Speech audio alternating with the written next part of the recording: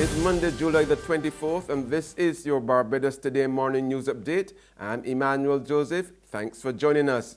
We begin with news that a defiant Prime Minister Minister Stuart is telling the private sector and the trade unions he won't be bowing to any pressure to reduce the controversial National Social Responsibility Levy. Addressing the Democratic Labour Party Christchurch West Branch luncheon at Ammon Bay Hotel last evening, Stuart also said the unions and private sector had no basis for their actions because there was no industrial dispute in existence outside talks that had broken down between the Barbados Workers' Union and the Caribbean Broadcasting Corporation. So far as a march to force the government to reduce their tax is concerned, let me make it very, very clear. That is not on. If the government comes to the conclusion that the tax is not achieving the objectives which the government intended it to achieve, the government will have to look again.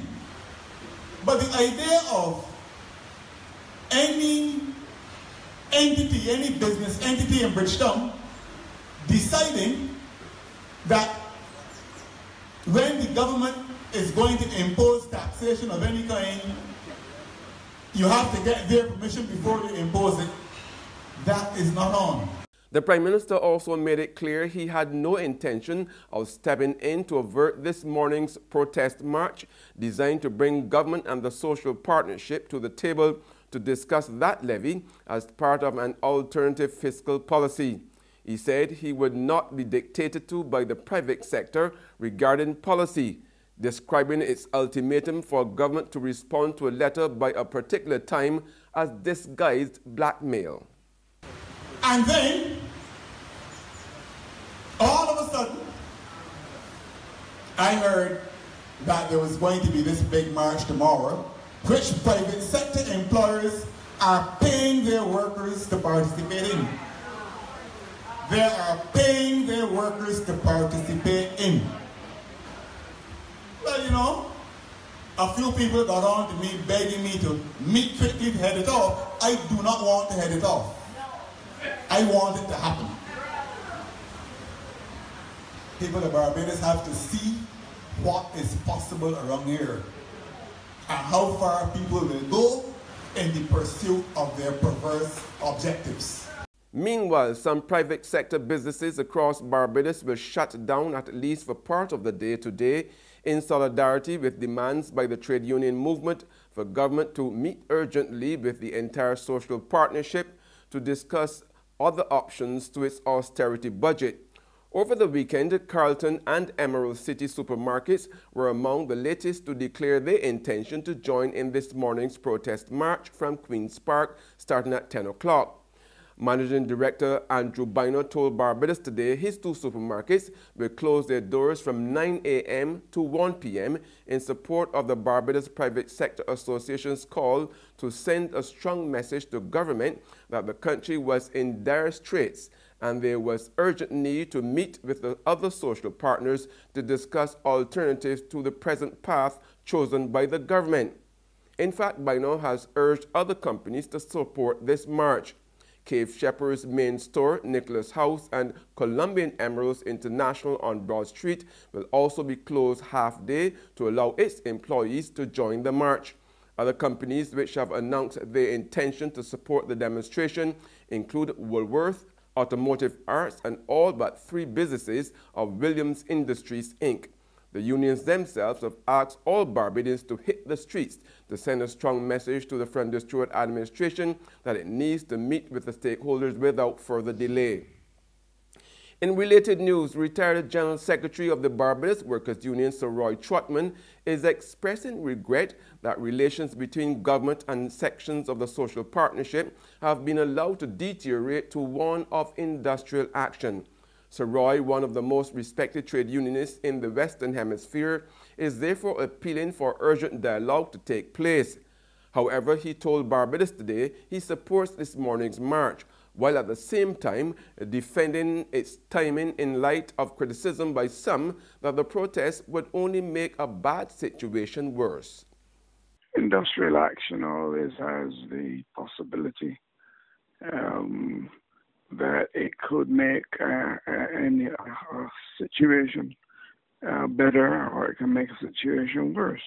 The parties who are involved in that have to be the parties that make that decision.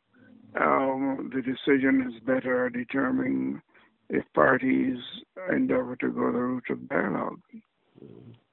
Okay. But outside of that, do you have any particular concerns that you think that needs improving in terms of the industrial relations climate? Industrial relations, Emmanuel, can be made better in this country if the parties that participate are ready to respect one another to the extent that they will have a dialogue and that they will recall that the pen is mightier than the sword.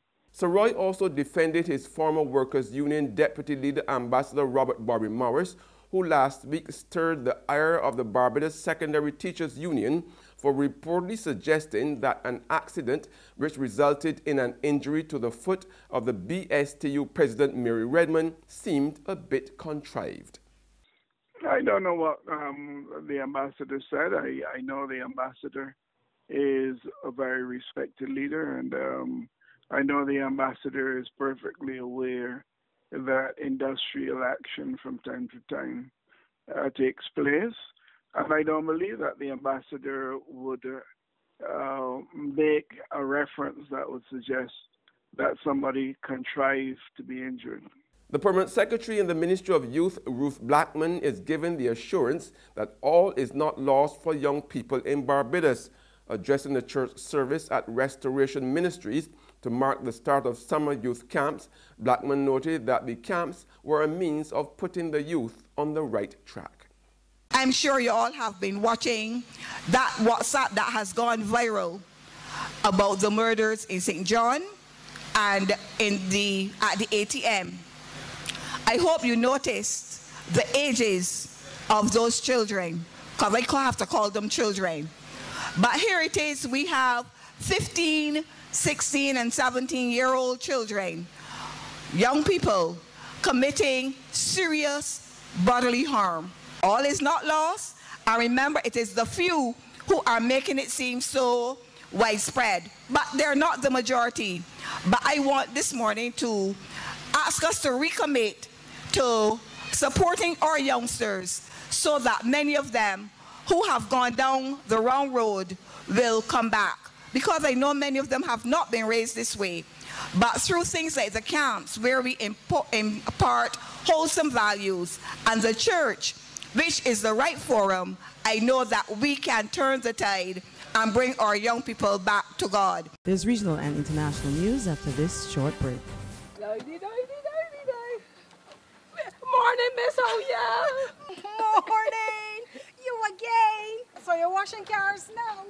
Well, I can't keep up with you at all. Yes, girl. You know they're going to provision to selling slow. And I don't sell nation newspapers at all because them don't sell. So I washing cars now. I like to get up before 8:30 because I can't take the hot sun. You want the car wash? No, not today.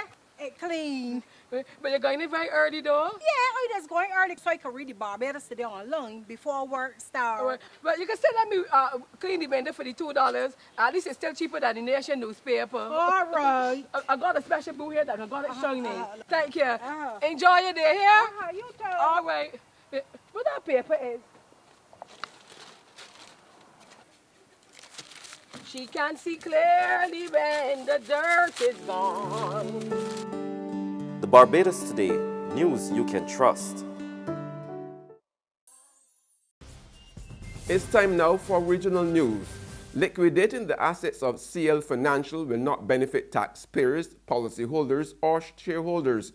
This according to Chairman of the CLICO Policyholders Group in Trinidad and Tobago, Peter Permel, who is not ruling out a possible cover-up in the government's decision to have provisional liquidators appointed, a plan which was shut down in court and which the government has since appealed. Alicia Boucher has the story. Peter Pamel continues to compare liquidating CL Financial's assets to a fire sale, stating that it will be undervalued. He notes that companies such as Angostura Limited and the True Value supermarket chain all fall under subsidiary companies of CL Financial, and liquidation could reflect negatively on business if provisional liquidators are appointed and the conglomerate's assets become frozen. Not even salaries can be paid. Now, what that means is that she's saying that these assets are to be held or preserved, and that's the term they're using, to be preserved for the sole benefit of the creditors, of which government is one creditor, the single largest creditor, but there are other creditors. So it means that everything comes to a standstill. Pamel is calling the move by the government ill-advised.